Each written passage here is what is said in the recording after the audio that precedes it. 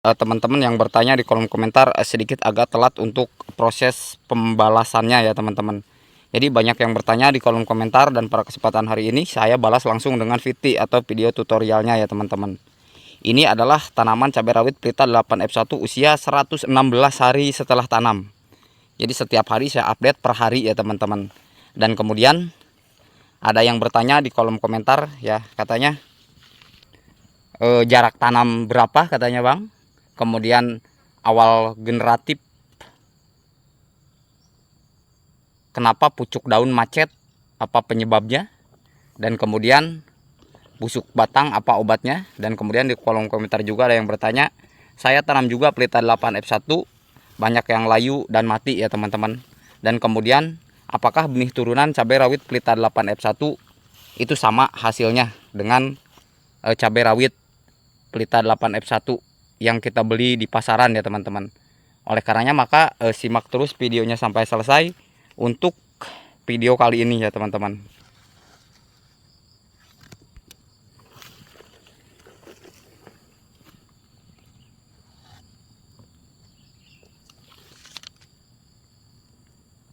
Dan saya akan menjawab pertanyaan yang pertama dulu ya teman-teman. Untuk jarak tanam yang ideal untuk jenis cabai rawit Pelita 8F1 berapa sih bang? Jadi ini untuk jaraknya ya teman-teman. Bisa teman-teman simak, ini dari tanaman ini ke tanaman yang itu, yang ini ya teman-teman. Ini saya pakainya 60 cm. Dan dari sini ya ke sana ke sini ini 70, jadi 60 kali 70. Seperti itu ya teman-teman untuk jarak idealnya. Kenapa jaraknya seperti itu? Karena ini adalah tanpa potong pucuk katanya bang, apakah bisa rimbun? Ini teman-teman simak ya, ini real. Nah ini kan tanpa potong pucuk, tetapi bisa rimbun. Kita ke pohon yang sebelahnya. Nah ini kan tanpa potong pucuk juga. Dan kemudian setelah kita melakukan proses penanaman tanpa potong pucuk, untuk jarak 70 cm itu, ini sudah ketemu ya teman-teman. Pucuk yang satu dengan pucuk yang lainnya sama saja. Jadi tanpa potong pucuk pun semuanya rindang. Ya teman-teman, bisa teman-teman simak. Ini kan 60 tapi ketemu ya teman-teman. Tuh pucuknya. Pohon yang satu ke pohon yang lain. Dan kemudian kenapa alasan saya tidak pernah melakukan potong pucuk pada proses penanaman cabai rawit Pelita 8F1. Jadi yang pertama adalah secara kualitas buah dia cenderung lebih cepat berbuah, dan kemudian secara tumbuh itu pertumbuhannya juga akan lebih bagus ya teman-teman. Karena sebagaimana yang telah saya jelaskan, untuk jenis cabai rawit Pelita 8F1 kalau dipotong pucuk itu cenderung dia untuk pucuk nantinya banyak, tetapi pohonnya itu tidak tumbuh terlalu tinggi ya teman-teman. Lain halnya dengan pucuk tidak dipotong, maka tumbuhnya ini bisa sampai 2,5 meter. Itu sudah saya buktikan, dan silahkan simak di video sebelumnya yang sampai usianya itu 2,6 tahun ya teman-teman. Nah itu untuk yang pertama. Kemudian sekarang pertanyaan yang kedua atau pertanyaan berikutnya adalah awal generatif ya teman-teman. Di awal generatif daun pucuk macet, apa penyebabnya? Itu yang kedua ya teman-teman. Jadi daun pucuk macet itu sebagaimana yang telah saya jelaskan pada video sebelumnya, bahwa ini kan tidak saya panen ya teman-teman. Jadi salah satu penyebab faktor daripada macet pucuk itu akibat kekurangan nutrisi, baik nutrisi makro ataupun nutrisi mikro. Sehingga itu teman-teman harus signifikan atau konsisten dalam memberikan pupuk tersebut agar nantinya pucuk itu tumbuh subur.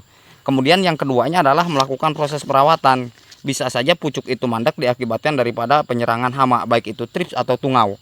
Dan kemudian pucuk itu mandek yang ketiga diakibatkan daripada teman-teman tidak melakukan proses panen ya. Jadi untuk cabai rawit Pelita 8F1 ketika fase generatif ya teman-teman, usahakan panen itu setiap 10 atau 14 hari sekali. Ini kan tidak saya panen ya teman-teman nih. Ini pucuknya kan mandek karena tidak saya ambil untuk buahnya. Tetapi untuk yang saya panen, nah ini kan saya panen. Nih pucuknya dia tumbuh. Nah pucuknya dia tumbuh nih teman-teman.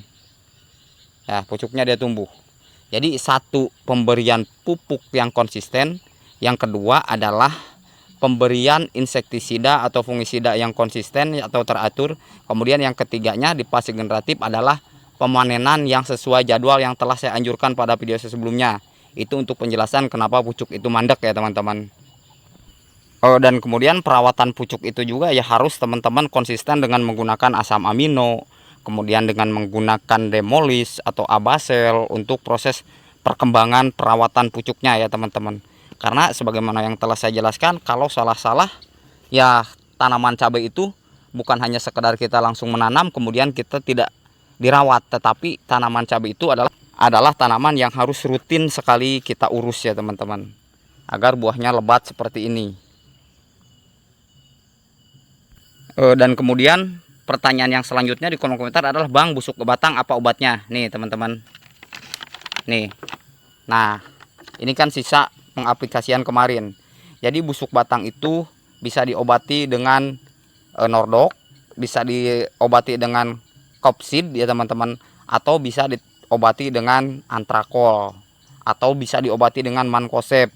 Macam-macam jenisnya ya teman-teman, tergantung teman-teman ingin menggunakan yang mana, karena itu adalah sama saja. Bisa disimak untuk proses pengaplikasiannya pada video-video saya sebelumnya, baik menggunakan Mancozeb, baik menggunakan Antrakol, baik menggunakan Nordok, baik menggunakan Kopsid ya teman-teman. Itu bisa teman-teman simak pada video-video saya sebelumnya untuk proses pengendalian agar tidak terjadi busuk batang atau busuk ranting ya teman-teman. Dan jangan lupa untuk proses pengokohan batang, teman-teman bisa menggunakan SP36, karena SP36 itu mengandung fosfor yang tinggi sehingga akar itu akan menyerap fosfor dan akhirnya nanti tanaman cabai yang kita miliki batangnya kokoh ya teman-teman. Loh kok Bang banyak amat atau berjelimet amat penjelasannya? Ya karena memang sekali lagi saya jelaskan bahwa penanaman cabai itu adalah penanaman level kedua tersulit setelah penanaman brokoli. Itu ilmu pengetahuan sudah membuktikan akan hal tersebut, sehingga memang untuk proses perawatan cabai itu, baik jenis cabai rawit apapun atau cabai apapun, itu memang konsepnya seperti itu. Jadi kita perhatikan apa penyakitnya, apa kendala yang kita hadapi, lalu tentukan fungisida, insektisida, bakterisida, kemudian akarisida dan lain sebagainya untuk proses pengendaliannya. Seperti itu ya teman-teman. Dan untuk pengendalian layu dan mati bisa disimak pada video sebelumnya dengan konsep yang saya lakukan. Tentunya adalah pengolahan yang baik dan benar, pengolahan lahannya, kemudian proses pemberian mama lemon dan garam kasar di usia 14 hari setelah tanam. Dan kemudian teman-teman juga bisa mengaplikasikan fungisida yang lain seperti yang tadi saya jelaskan. Itu untuk pengendalian busuk batang. Dan kemudian konsep itu bisa teman-teman tiru ataupun tidak masalah, tetapi sebagaimana yang teman-teman simak pada video ini live langsung, saya ngomongnya juga langsung di kebun, bahwa alhamdulillah tidak ada yang layu, baik itu layu bakteri ataupun layu jamur, karena itu adalah konsep yang saya lakukan. Sekali lagi saya tidak menggurui atau tidak mengajari, tetapi ini adalah pengalaman sendiri selama budidaya tanaman cabai rawit Pelita 8F1 9 tahun terakhir yang saya budidayakan ya teman-teman. Nah, dan hasilnya memang seperti ini setiap pohon. Bisa teman-teman simak ya buahnya.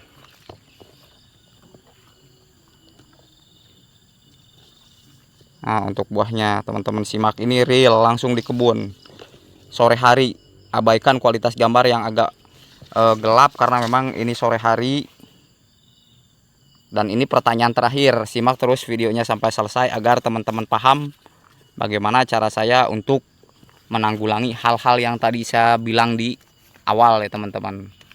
Dan pertanyaan yang terakhir adalah apakah benih turunan ya teman-teman bisa digunakan atau bisa sama seperti hasil Pelita 8F1 yang dijual di pasaran? Jawabannya adalah tidak ya teman-teman.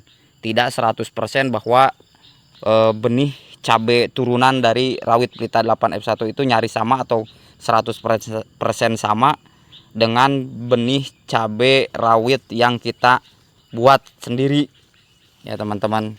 Artinya apa? Artinya itu akan menjadi F2 ya teman-teman, karena kualitasnya turunan. Tetapi secara kualitas itu F2 pun tidak jauh berbeda dengan hasilnya seperti ini. Sama seperti yang 700 pohon yang saya tanam di sebelah atas. Itu kan saya membuat benih turunan teman-teman. Jadi benih yang saya buat sendiri. Tapi dengan catatan yang pertama, kalau teman-teman ingin membuat benih turunan, pastikan pemanenan itu antara 10 kali ke atas. kali panen baru teman-teman bisa membuat benih turunan. Itu akan menghasilkan bibit yang cenderung bagus ketimbang dengan 2-3 kali panen yang matang seperti ini. Sudah teman-teman langsung membuat benih turunan, itu tidak akan bagus ya teman-teman. Dan memang untuk proses penyemaiannya untuk benih turunan bisa disimak pada video saya sebelumnya. Di situ saya sudah membuat tutorial bagaimana cara menyemai benih cabai turunan Pelita 8F1 yang baik dan benar ya teman-teman. Teman-teman simak, cari saja di video playlist bagaimana cara membuat benih cabai Pelita 8F1 turunan, dan kemudian bagaimana cara membuat bibit terong turunan, baik itu terong Mustang F1 baik pun itu terong M72. Di situ sudah ya teman-teman, sudah saya upload videonya. Oke, terima kasih telah menyimak video saya dalam penjelasan jarak tanam yang ideal untuk cabai rawit Pelita 8F1, kemudian awal generatif daun pucuk menjadi mandet, kemudian busuk batang apa obatnya, dan kemudian saya tanam juga Pelita 8F1, kemudian banyak yang mati dan layu, dan kemudian yang terakhir adalah benih turunan apakah sama dengan F1. Itu jawabannya ya teman-teman. Oke, terima kasih sekali lagi, tetap semangat, tetap optimis, konsisten dalam proses agribisnis budidaya tanaman apapun, karena petani itu adalah membangun pangan nasional. Karena kenapa? Karena tanpa pangan yang cukup maka bangsa dan negara tidak akan maju. Tetap semangat sekali lagi.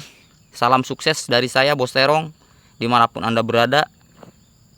Karena channel ini dibangun selalu menjalin silaturahmi yang baik. Kita tetap bersaudara. Bhinneka Tunggal Ika, Pancasila, Undang-Undang Dasar 45, NKRI, harga mati. Bersama-sama kita membangun bangsa. Akhir kata, assalamualaikum warahmatullahi wabarakatuh.